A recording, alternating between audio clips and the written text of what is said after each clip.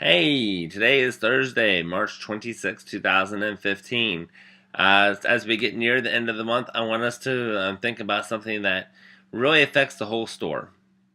It's something that you wouldn't think that would really make a big deal, but it really does. And it affects the kitchen, it affects the front line, it affects the guests, it affects our reputation here in the Richmond area as a Chick-fil-A.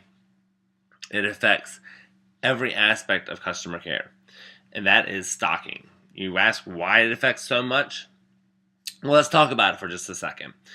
Okay, if we don't have the stuff, we can't take care of the guests, which means that delays the customer experience. It affects speed of service. It affects just the quality of the care, the experience that the guests get. Okay, why does it affect our reputation? Well, if we're having to constantly borrow stuff from other Chick-fil-A's, they may start questioning, why aren't they ordering stuff? Do they not know how to count? Why does it affect kitchen?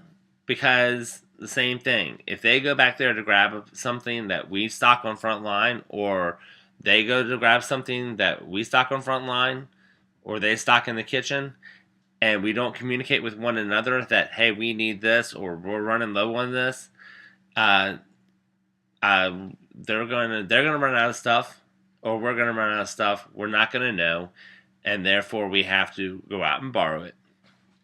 Which again, reputation of our store, and also customer experience. So it's really a full circle.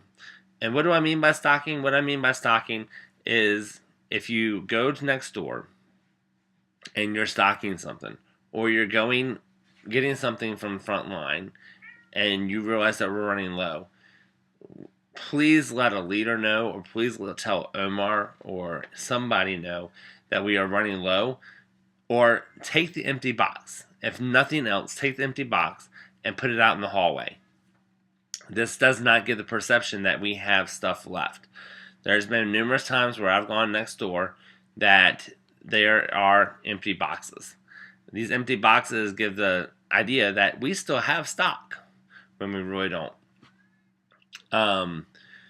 And Omar and this job will make the job easier for Omar and also for Kide. Kide does our inventory, and it does take time to empty the boxes out before we have to count. So even if there's only one or two items, take it out, put it on top of it. Don't leave the box, guys. It makes it very complicated.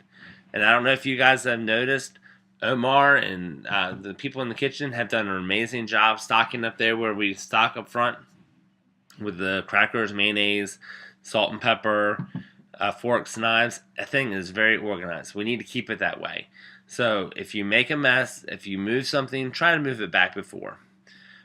We've also labeled on the front line where stuff is going to be going. I know we lost a lot of counter space with the counter chop, but now labeled where we're going to do it, where we're putting things. So big shout out to Brandy and Janae for doing that. You guys did an amazing job. Appreciate your hard work. Also, one other thing is the Oreo cookies, the chocolate syrup, the applesauce, all those stuff that has a brand name on it is now left in the kitchen. That way we don't have to go next door in case we need it. So if you have any questions where stuff is, you can ask Omar, myself, any of the leaders. We will be happy to tell you. Just make sure that we're emptying the boxes out, we're taking the boxes out, and we're notifying Omar or Kide that we're running low. That way they can place an order. So keep up the great work, guys. I know this was a little bit longer of a huddle video, but it's a very important aspect. Have a great day, guys.